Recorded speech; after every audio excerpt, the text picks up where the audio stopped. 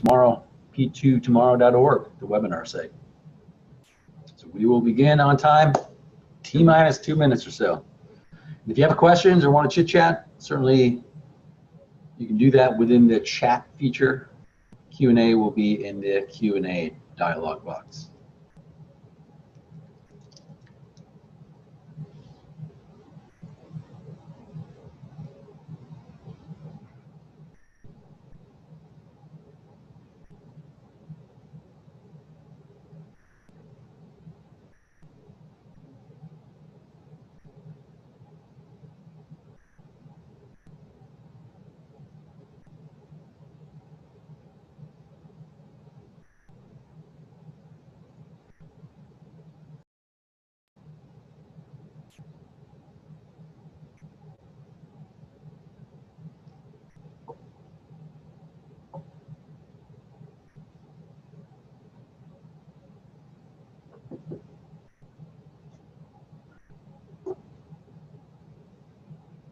All right, good afternoon.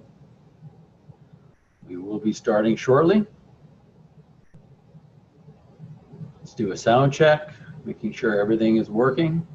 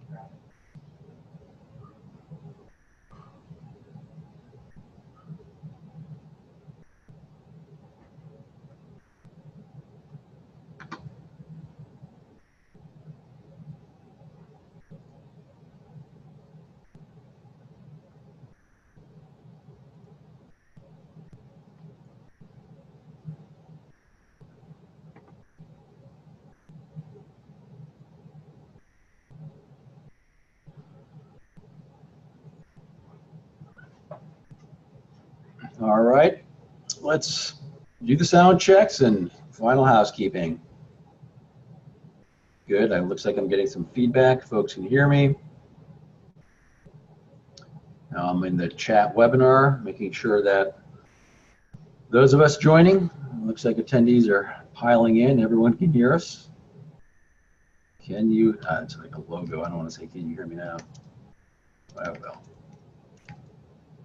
Can you hear me? Hello, United States. Okay. I'll keep my cynical remarks to myself then. All right. Looks like a few more folks are piling in, so we'll give it 30 more seconds, and let's do a kickoff after that. Thanks everyone for joining today's presentation.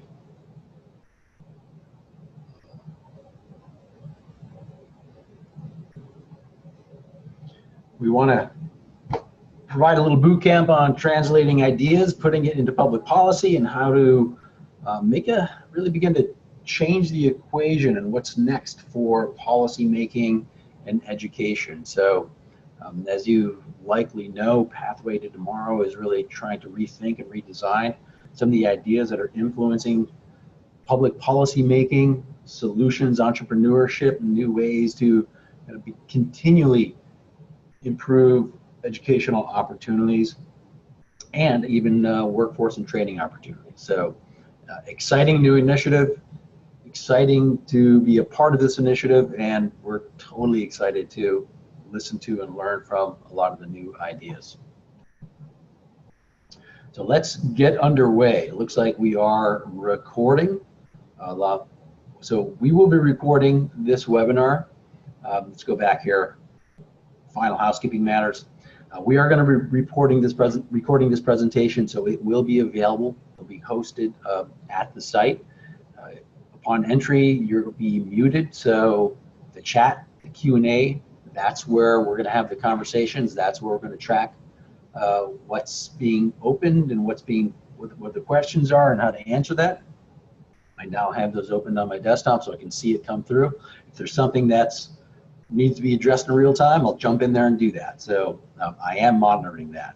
If you have additional questions outside of the scope of this presentation, the staff are monitoring the questions and will follow up on anything that's out of the scope of this event. And again, you will find general information on the Pathway to Tomorrow website. So with that, why don't we get going on translating bold ideas into public policy. So let's do a little orientation on Pathway to Tomorrow and Whiteboard Advisors. This is fun because we're both in the business of trying to find breakout strategies and ideas to impact and to change and continually improve education to employment initiatives.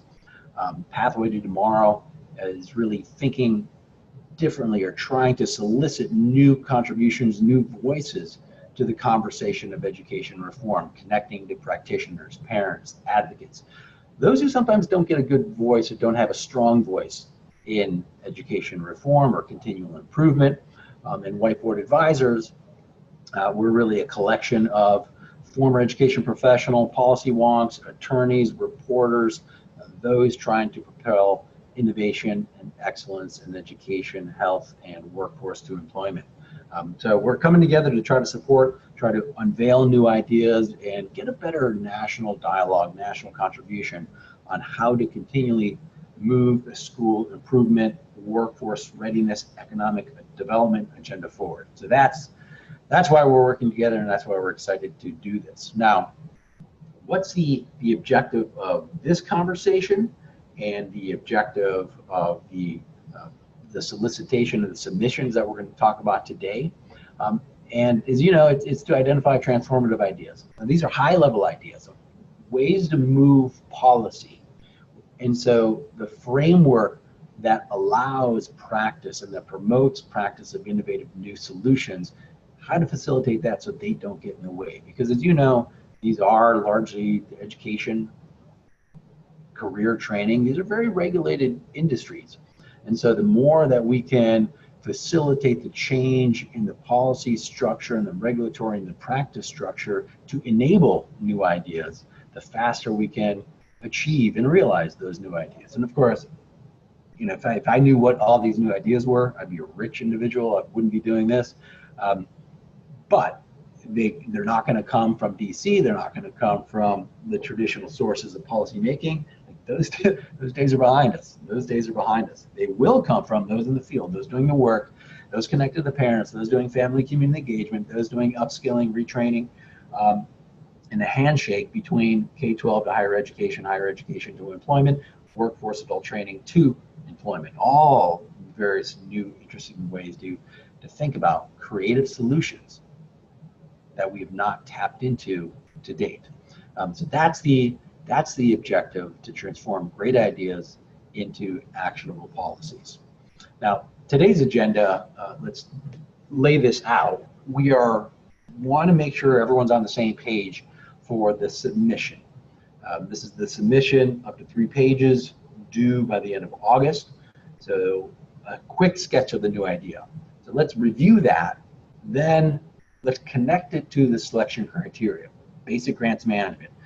We know what the review criteria will be, so let's make sure that's embedded within the submission sample.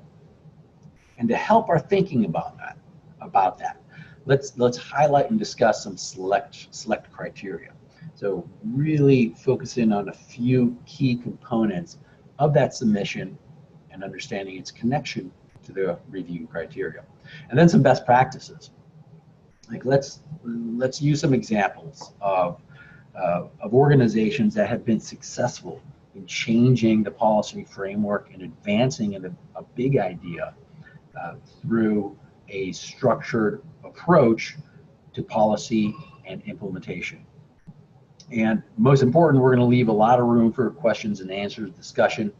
Again, back to the initial premise of this, there's no one entity, organization, city, bureaucratic entity that has any of these solutions. We really need to rethink how you unbundle this and structure it to incentivize creative ground-up ideas and enable that and allow it to proceed through a policy and a regulatory framework that includes funding, practice, and policy. So getting those conversations, it's going to be tough to do, but having those conversations, engaging those in the field, and getting some expertise is going to be vital to this. So this Q&A component of this presentation, I'm very hopeful that we'll get some good conversations and that there will be not only pushback on some of this, but a lot of inquisitive questions. So don't hesitate to chime in, and do so through the Q&A. So let's walk through the key components of the submission sample. Basics, let's put it in Adobe PDF format. Make sure you do that. No more than 3 pages in length. It's going to be short, concise, and to the point. 5 parts. Submitter information. This is basic information about you. Submitter information about what you're proposing, what the title is. I don't have any details because you can see that on the link, but more importantly, that's not the most important part. Introduction, simple terms. Lay out that policy idea that you're going to fulfill, and you really make a case why this is a pressing and important problem. And the more that you can connect it to existing practices, research accomplishments, the better. It helps to give it some more tangible feel. So connect it to what's needed and give us the breadth of the idea. What's the solution? Now again, the solution is addressing a policy component. And maybe it's a service, maybe it's a technology, but this is about moving the narrative on the policy. So make sure that we can describe it in a cognitive, in a term that's really clear and connected to the policy. So let's address specific aspects of this, and we'll see how to do that in forthcoming slides. But be precise about the issue that we need to address, and then the anticipated outcomes. So what are the benefits or the anticipated outcomes, not only for students and adults, but the regulatory landscape? And we'll dive in more depth into that discussion. Again, format matters. No more than 3 pages. PDF, please. Stick to the guidelines. Everyone's happy. Let's take a look at those criteria. Part 3, 4, 5, introduction, idea description, anticipated outcomes. If you go on P2 Tomorrow, you'll see that there is a review criteria and 5 that are listed. So what I've done in this slide is begin to align or suggest, saying this is not in stone, this is a recommendation. If there's a way you can fit those 5 in a different way, do so. But you gotta focus on making sure you can hit that, because if you've ever done grant review, you know that there's a checklist mentality, which is a little bit unfortunate because we're thinking about innovation, but nevertheless, structure matters. So we do need to address evidence of need. Like, what are we addressing, but what are the policy impediments, and why is this important? Idea description. Is there research that demonstrates the likelihood of success? Now, key in on research informed, because this is not like the Every Student Succeeds Act, where it needs to be an evidence-based, research-based initiative, but rather, we want to ensure the likelihood of success. That's really what the reviewers will be looking at, and whether there is evidence of past practices, research into this event that demonstrates the importance and the likelihood of that idea succeeding. How creative is it? And I do caution around the word innovation, because sometimes the most practical things are innovative. So keep that in mind. It doesn't have to be completely outside the box thinking, but can you do something significantly better that changes the behaviors of adults and policymakers to enable a broader systemic change to improve educational outcomes, workforce training, and services for continual learning for adults, or whatever that is. And then the implementation, like how practical is it, how impactful? We'll talk in more detail about that and what are your anticipated outcomes, part 5. Who's going to benefit, how, but I recommend don't just think about the benefits when it comes to outcomes for students, for the adults, but let's also consider outcomes and the impact on policy shifts. How is this going to change the structural framework that allows new ideas to flourish? And so those are key ideas to connect.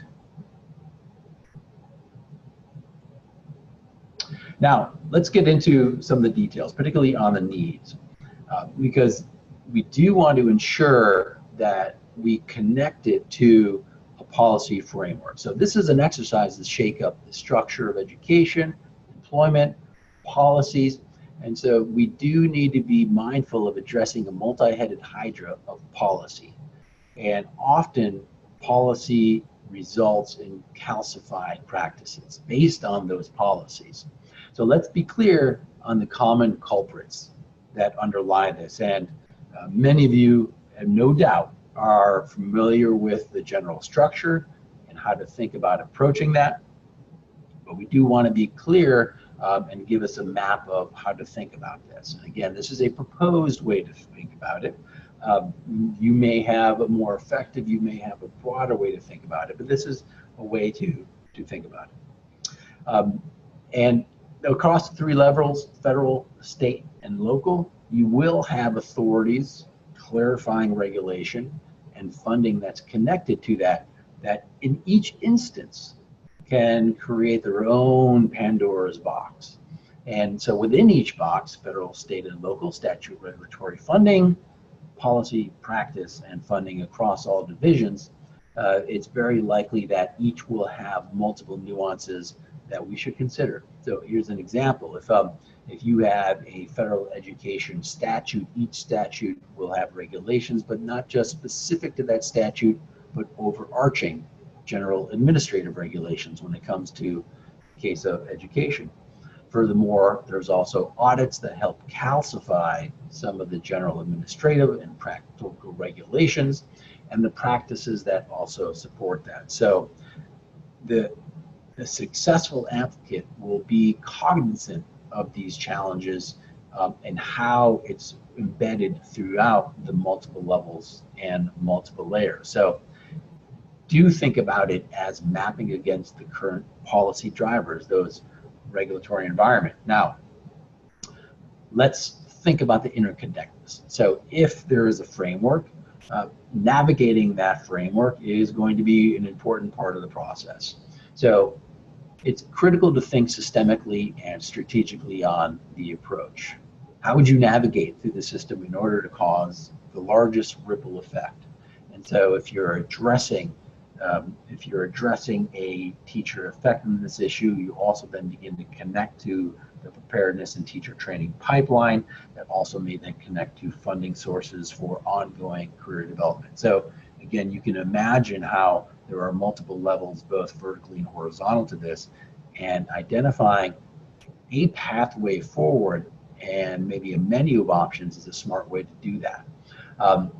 So multiple ways to think about this, but effectively, we are going to navigate a strategy through specific policy pain points.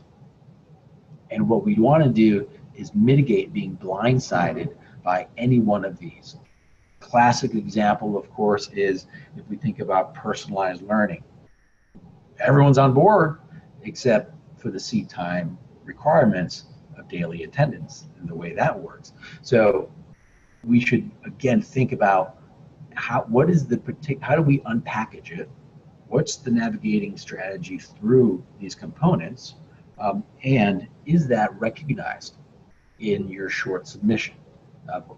Helpful. And again, the purpose here is to try to increase the likelihood of success, decrease the likelihood of getting blindsided by this, and promote successful programs. Now, Let's say you have a navigating framework. A next question we consider, what's the scalable method of implementation? What's the bottom-up approach of doing something? And it will be helpful to think about it kind of in 3 parts. Is there, again, once we've identified the path through that environment, what's the evidence that it's doing something practical? Is there an evidence-informed approach of the practical success of that programming?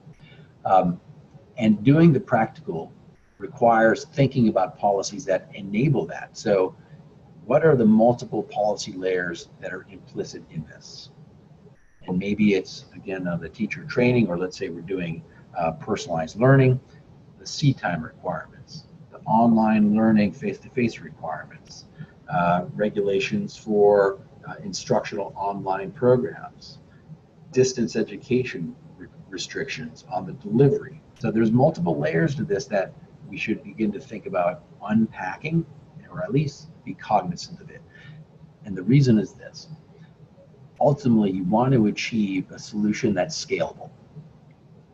Now, scalable means that there's a framework and approach that's replicable across jurisdictions, certainly within a state and outside of the state, and connecting to federal policies that help determine state and local policies. So from the bottom up, like, how practical is it? What's the impact of this across multiple policy layers? Is there a structured framework for that approach? And the answer should be yes, because we want to achieve scale and change. And I see a question here, is scalable measurable? It depends on your approach. Scalable should be measurable because there should be benchmarks across jurisdictions, across states, that give you a sense of progress. And we're going to have a great illustration of the way code.org does this. But scalable means, what's the total addressable market, influencing policy, not just in one state, not just in one jurisdiction, but across states, and how do you then leverage policy to maximize the impact so the most students or the most adults benefit in the quickest way at scale. So there's no one specific definition, but this is we want policy impact. That's the primary thrust of this, and we certainly want to structure the approach in order to leverage this across multiple jurisdictions. Now, all these are kind of generally speaking about the rules, the framework.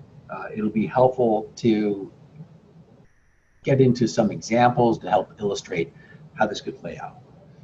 And so I don't know if everyone's familiar with code.org, so we're going to do a quick introduction to code.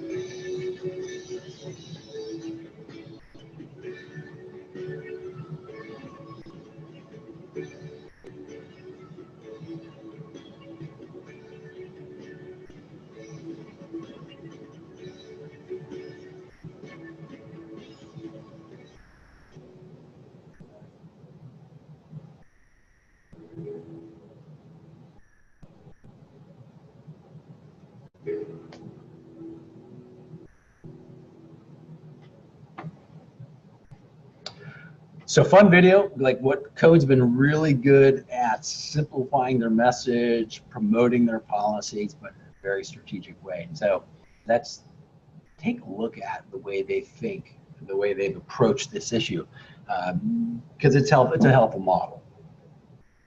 What they were able to do was deconstruct their idea into a cognizable policy term. So their seminal idea, when they look at initially the need for more computer scientists, the first inquiry was looking at graduation credits. Why weren't high schools offering more computer science? Well, because they weren't giving the credit for graduation. It wasn't a math, it wasn't a language, it was in some cases its own credit, but it was very marginalized.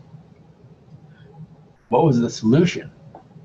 Well, there's a ton of problems. There was a teacher training problem. There was a funding training problem, funding for professional development problem. There's a credit to graduation problem. There's an awareness problem. And so they began to unpack their pathway. So looking at this map, federal, state, and local, they defined first the value of computer science in very practical terms, using media that told the story. They had Bill Gates, they had Zuckerberg, Chris Bosh, famous basketball player, speaking about how computer science influenced their lives, gave them opportunity, helped shape the economy, made a good argument for it. Then they mapped an impactful playbook, enabling teachers, enabling policy leaders, and addressed the barriers to move forward directly. What were those barriers? At the federal level, briefly regulation. At the time, No Child Left Behind really focused on core academic subjects. Core academic subjects didn't include computer science. Crazy, given the economy, but all true. States, statutes and regulations didn't provide credit or consider or was silent about computer science for graduation credits. Teachers weren't prepared because there wasn't any funding for professional development. And at the local level, they were implementing the practices that was bestowed to them from the federal and state level. So they had their own local policies that reflected what the state was doing. They had their own practices, and again, really responsive in a compliance mindset. And they didn't. Most of that local funding was not supporting the use and teaching and the promotion of computer science in their schools. So there's multiple barriers that they had to address. And what did they do? They created this wonderful playlist, this menu of identifying the barriers and making recommendations for policy changes. So if we begin to color code this, you can see that they first wanted to define computer science and establish rigorous standards, make sure that's a part of the plan, hit questions of gender and traditionally underrepresented minorities and equity issues, make this a key component of economic upward mobility, as well as economic development for regions, for the state, and for the nation. Funding, they wanted to make sure that funding across the entities was aligned and allowable for professional learning. That required thinking about how certification pathways fit into a teacher's career development. And that means connecting institutions of higher education. At the local and at the state level as well, like establishing individuals, adults, administrators who are responsible for looking at computer science. What is it? Is it being advanced? Is it being nurtured? How is that integrating into curriculum, course, and policy at the state and local level within state educational and local educational agencies? And then, across regulations, looking at to what extent can you connect the state plan to ensuring that all high schools offer computer science, that it's a part of a core graduation requirement, and that's defined as such and that's understood in practice as such at the local level. And so this code was smart in developing a playbook that addressed the issues of implementation, that addressed the issues of a regulatory framework, and that addressed scale. So having this structured framework really enabled them to address the questions of scale. And really, it was a simple idea, but with big regulatory and communication challenges. So I think code is really a wonderful example to help illustrate that. And I also want to pull out some other examples. You may be familiar with Donors Choose. Donors Choose is wonderful in that it's a simple idea. How do you get more money to the classroom because of a scarcity of state, local, federal dollars? But it has big regulatory and communication challenges. So tight fiscal controls, concerns from the administrative point of view of internal controls, and programmatic inventory controls issues. So if they began to map this out, looking at what are the regulations and statutes at the state and local level that would need to be addressed in order to enable and incentivize a local leader to use their solution, and to begin to think more broadly, more strategically about the use of dollars in coordination with public state and local dollars to support innovative teacher ideas and to support budgeting and planning. Now, this is still working out because there's a ton of work that needs to be done at the policy level, at the regulatory level in the state, but the establishing the preconditions and the discussions to move the needle on this policy idea requires something similar to what code has done. Mapping out what the barriers are, navigating a pathway through those barriers, and then thinking about implementation so that it's practical, so that there's an evidentiary base that supports that, and that it's structured so you can do it at scale. And it's, I think it's a very, very smart approach and a very helpful approach to organize the thinking around changing policies to support broad ideas. So that provides a conclusion of some initial overview of recommendations, ways to think about structuring your submission. Before opening up to a discussion, let's hit some key dates and resources. So pencil down date, when is that? Proposals must be received 11:59, not 12, 11:59 on August 31st. System shut down at noon. Or it shuts down at 12. And you have to get it in on time, folks. So coaching is available. If you want coaching and support in the development of your plan and thinking through this, and no doubt, like there's plenty of stickiness here, send an email to info@P2Tomorrow, and they'll connect you to one of their coaches. Notifications will be sent in early October if you've been successfully chosen. If this webinar wasn't what you wanted and you just want more general information, you can go to a general webinar that's available on the p2tomorrow.org website. And if you want more information on the requirements that we identified, connecting it to the submission, check out the link there, proposals, and you can go down to the requirements section. So with that, now let's turn to open questions. It looks like we have some conversation here in a chat room. Let's dial into that. Let's see, sound is working good. Let's scroll down. When you say coaching, will there be someone to review a draft and get feedback before the deadline? Absolutely, that's the idea. So you can send those ideas, ask specific questions on recommended approaches. Coaches obviously are not going to provide substantive information. They don't want to bias too much one way or the other, but they'll certainly help out in the development and help out in the thinking of those ideas. So they're there to help. They're not there to sway.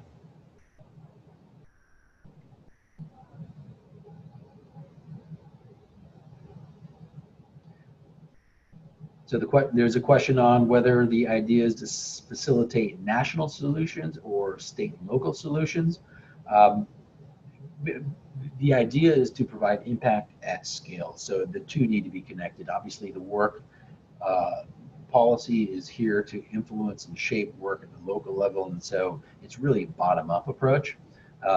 the solution should be a complex situation or a big idea for local communities that are responding to local context, but designed in a way that can achieve scale in a framework that has some consistency across states. So ideally, the answer is yes to both. The solution and the big idea should benefit individuals, help local communities, help economic development, education, but do think scale, do think structure, and how this can be replicated across jurisdictions.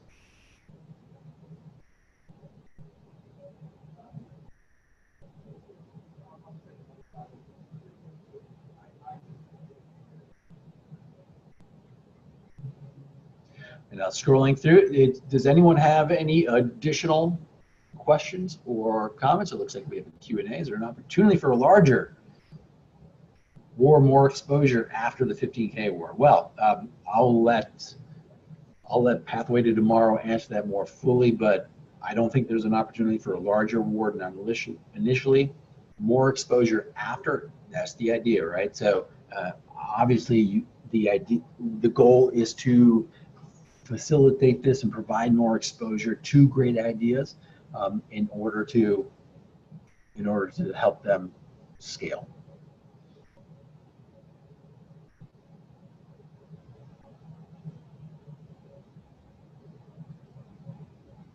I categorize that as an answer. If it's not an answer, throw it back in there and let us know if we can help.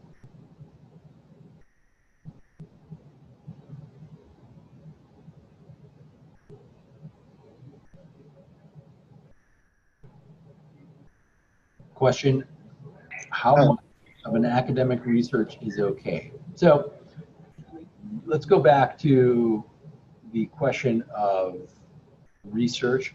We want an evidence-informed approach. There's no clear standard for the research that's necessary. And don't let that get in the way of a good idea. It should support it, it should inform it, but it's not necessarily completely necessary that it's rooted in deep academic research. Now, odds are the idea likely has a long history, likely has roots in research that you can tap into. That said, what we want to do is identify practices that are likely to succeed, that have likelihood of large impact, and that are structured in a way that can impact multiple policy layers. And so again, if you think about what code.org has done, there's an immediate need to provide more computer science for teachers and for students to be exposed, particularly girls and underserved minorities, to have more exposure to computer science. But there are implication layers for teacher training, institutions of higher education, professional development, connections to business communities, further economic development, and on and on.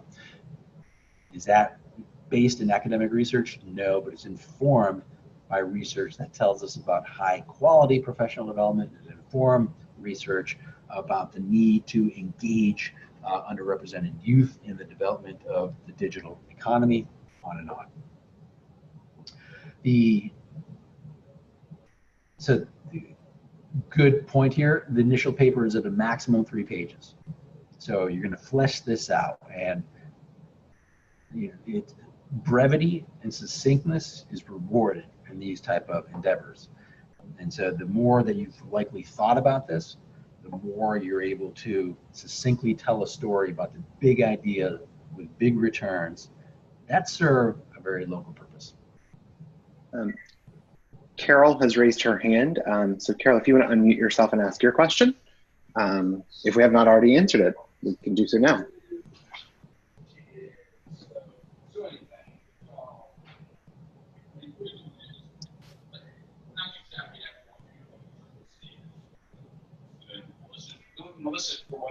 Carol, did you still have a question? Oh, no questions, Carol. And again, as Thomas has identified, if someone wants to chime in, unmute yourself, ask a question, feel free.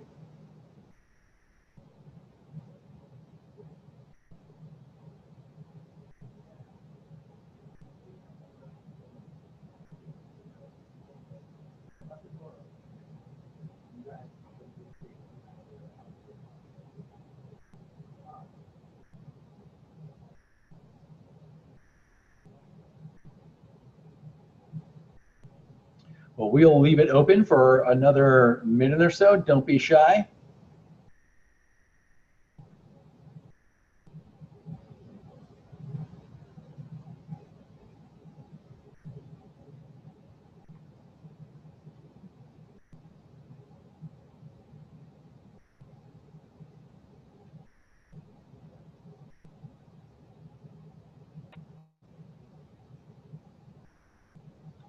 And again, if there are particular questions that you want to ask, certainly let's go back to the email, the info at that. We'll make sure to reply quickly. Info at p2tomorrow.org. Let us know how we can help. Coaches are available. We want to make sure we solicit the most ambitious ideas. And we look forward to learning a lot from reading these submissions, from engaging you in kind of successful ways to change policy and develop innovative creative solutions for improving education and employment and education to employment pathways. And the final question is, do you consider proposals that address policy needs at the local state basis? Absolutely, right? We want to make it as practical and impactful as possible. I think I just made up a new word there, practical. So let's please make them practical. Please make sure that they do focus on serving and addressing a local matter of need. But also think about it structurally, think about the policy frameworks and the ability to scale what is a great local solution or idea to a state, to a national level.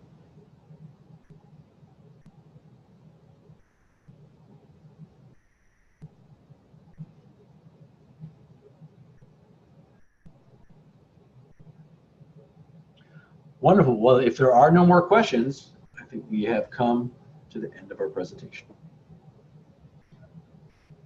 And with that, I want to thank everyone for participating. Thank you for your questions. And don't be shy about reaching out for coaching or answering or getting your questions answered. This is an exciting opportunity. And the more, again, we can engage each other, engage coaches, think ambitiously, think practically, and connect those two, the better we'll be. So thank you for participating.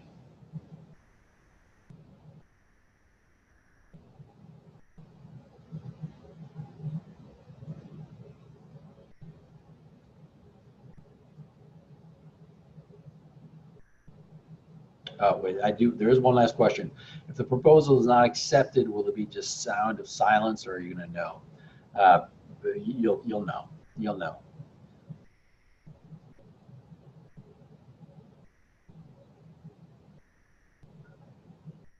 Thank you, everyone, and we look forward to hearing from you soon.